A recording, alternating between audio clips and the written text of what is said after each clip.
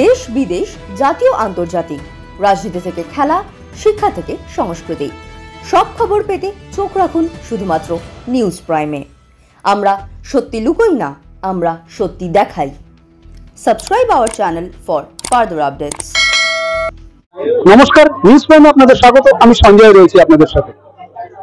হ্যাংলা stadium আজ থেকে 13 বছর আগে যোধপুর পার্কে একটা ছোট্ট জায়গা নিয়ে তৈরি হওয়া এক রেস্টুরেন্ট, যেটা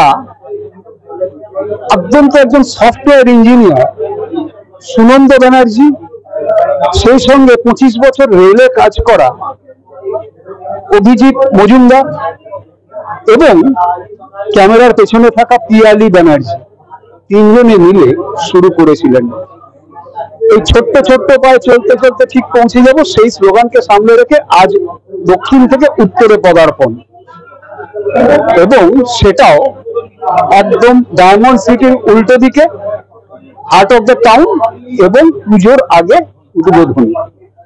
হ্যাংলা স্টেডিয়াম, উত্তর কলকাতা, ডায়মন্ড সিটির উল্টো দিকে। এই মুহূর্তে আমার সঙ্গে রয়েছেন সেই নন আদার দেন সুনন্দ ব্যানার্জি। কথা বলে নেবো তার সাথে। প্রথমত নিউজ প্রাইমে আপনাকে স্বাগত। Thank you so much. জার্নিটা কেমন ছিল ওই 50 স্কোয়ার ফুট জায়গা থেকে আজ দক্ষিণ থেকে উত্তরের এই যে জার্নি?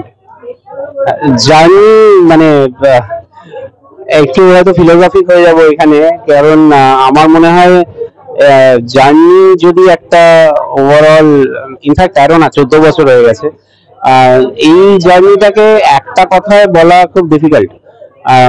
কখনো কখনো খুবই ভালো লেগেছে, কখনো কখনো হয়তো কিছু জায়গায় গিয়ে ভুল করেছি, কারণ আমরা কেউই বিজনেস ফ্যামিলি থেকে বিলং করিনি, এবং অদ্ভুত ভাবে চাকরি করতে করতে মনে হয়েছিল যে না, নিজেরা কিছু করব, এবং তার থেকেও বড় ছিল আমরা অন্যান্য ফিল্ড থেকে এসেছিলাম। তো সেক্ষেত্রে আমাদের কাছে এটা একটা লার্নিং এক্সপিরিয়েন্স, অনেক কিছু শিখেছি। তবে একটা জিনিস খুব কনস্ট্যান্ট রয়ে গিয়েছিল এই এতগুলো বছর, এবং সেটাই হয়তো এই জার্নিটাকে টেনে নিয়ে গেছে। সেটা হচ্ছে আমাদের যারা কাস্টমার, যারা আমাদের বিরিয়ানি খেয়েছেন এবং তাদের যে অকুণ্ঠ ভালোবাসা পেয়েছি, সেই ভালোবাসাটার কোনোদিন কম হয়নি। আমরা প্রচন্ড রকম লাকি যে আমাদের কিছু কাস্টমার আছে, তারা রীতিমতো আমাদের কাছে এসে বলেছে তোমাদের এই জায়গাটা ভুল হয়েছে, এই জায়গাটা ঠিক করে নাও, এই জিনিসটা ঠিক না, এই জিনিসটাও। আর যারা মানে মন প্রাণ থেকে খুব ফুডি হয়, যারা খেতে ভালোবাসে, তাদের কি হয়, তারা আমরা খুঁজতে থাকি, ভালো খাবারের সন্ধান পেতে থাকি, সেটা নিয়ে এক্সপেরিমেন্ট করতে থাকি। তো আমি পার্সোনালি আমি নিজে রান্না করতে খুব ভালোবাসি, তো সেটা আমার কাছে পাস্ট টাইম ছিল। তো সেই পাস্ট টাইমটা অ্যাকচুয়ালি একটা ফুল টাইম প্রফেশনে যে কোনোদিন চলে যেতে পারে, সেটা তো কখনো ভাবিনি। কিন্তু এটাও হয়েছে হয়তো এই যে ভালোবাসাটা পেয়েছি এবং এই যে মানুষরা আমাদের সঙ্গে থেকেছেন, তাই জন্যই হয়েছে। তো সেই জন্য ওভারঅল যদি মানে if I have to explain it in one word, তাহলে আমি বলবো ইজি। কারণ আমি তো বলতেই পারি অনেক কিছু কঠিন কিছু গেছে, কিন্তু ইজি তখন হয়ে যায় ধরুন যে কোনো প্রকারের ব্যাপারে। মানে ধরুন আজকে আপনি একটা চাকরি করছেন, বা আপনি যে কোনো কাজই করেন না কেন, সেখানে যদি মনে খুব সুখ থাকে, মনে খুব ভালো লাগা থাকে, তাহলে সেই জার্নিটা খুব ইজি হয়ে যায়। তো আমাদের কাছেও আমি সেই জন্যই বলছি যে আমাদের কাছে জার্নিটা খুব ইজি ছিল, কারণ ওই মনের মধ্যে ভালো লাগাটা ভীষণ রকম ছিল আমাদের। হ্যাংলা স্টেডিয়ামের এই মুহূর্তে কটা আউটলেট চলছে? আমাদের এখন 7টা আউটলেট এটা নিয়ে। তো আমার লেক গার্ডেন্সে আছে, নরেন্দ্রপুরে আছে, নিউ টাউনে অ্যাকচুয়ালি 2টো, কালকে একটা আউটলেট ওপেন, পরশু একটা আউটলেট ওপেন হচ্ছে, এখনো 2টো আছে, আর মালদা টাউনে আমাদের একটা আউটলেট আছে। অর্থাৎ কলকাতা ছাড়িয়ে বিভিন্ন জেলা এবার পৌঁছতে আরম্ভ করেছে, হয়তো আগামী দিনে রাজ্য তথা দেশ তথা বিদেশ, এটা একটা লক্ষ্য আছে। এই দক্ষিণ থেকে যে উত্তরে আসা আদিত্য গ্রুপের হাত ধরে, এটা কি করে হলো? আদিত্য গ্রুপের সাথে কোলাবোরেশনটা হ্যাংলা স্টেডিয়ামে কিভাবে হলো? আদিত্য গ্রুপ বলতে আমি অনির্বাণ অঙ্কিতকে অনেকদিন ধরে চিনি, বিভিন্ন ক্ষেত্রে তাদের সঙ্গে আলাপ হয়েছে। আমি নিজে যেহেতু আমি চাকরি করতে করতে তারপরে ব্যবসায় এসেছি, যে সমস্ত ইয়াং ছেলে মেয়ে আজকের দিনে দাঁড়িয়ে এন্টারপ্রেনারশিপ নিচ্ছে বা তারা ব্যবসাটাকে একটা ক্যারিয়ার হিসাবে চুজ করেছে, আমার তাদের প্রতি একটা অদ্ভুত রেসপেক্ট আছে। আমরা তো এই সাহসটা দেখাতে পারিনি, আমাদের অনেক বছর কেটে গেছে। হ্যাঁ, তো সেই রেসপেক্টটা ছিল এবং তাদেরকে ভীষণ ভালো লাগতো, কারণ কোথাও না কোথাও মনে হতো একটা অনেস্টি আছে। আমার কাছে পার্সোনালি যদি জিজ্ঞাসা করেন পৃথিবীর মধ্যে সব থেকে ইম্পর্টেন্ট ভ্যালুটা কি, সেটা হচ্ছে অনেস্টি। তো এবং আমি এসেছিলাম ওদের কাছে একটা কমপ্লিটলি আলাদা কারণে, অন্যান্য ব্যাপারে কথা বলার জন্য। এবং মানে বেসিক্যালি অনির্বাণ নিচে এসেছিল আমাকে ছাড়ার সময়, এবং হঠাৎ করে বললো, সুনন্দদা পাশে এই জায়গাটা আমার আছে, এখানে তুমি হ্যাংলাথেরিয়াম করবে। On that particular moment, without thinking কি বিজনেস, কি টার্মস, কি হবে, আই জাস্ট সেড ইয়েস, চলো করি। হ্যাঁ, এবং আমাদের মানে ব্যবসাটা শুরু হয়েছিল এরকম ভাবেই, হঠাৎ করে একদিনের ডিসিশনে যে হ্যাঁ চলো করি।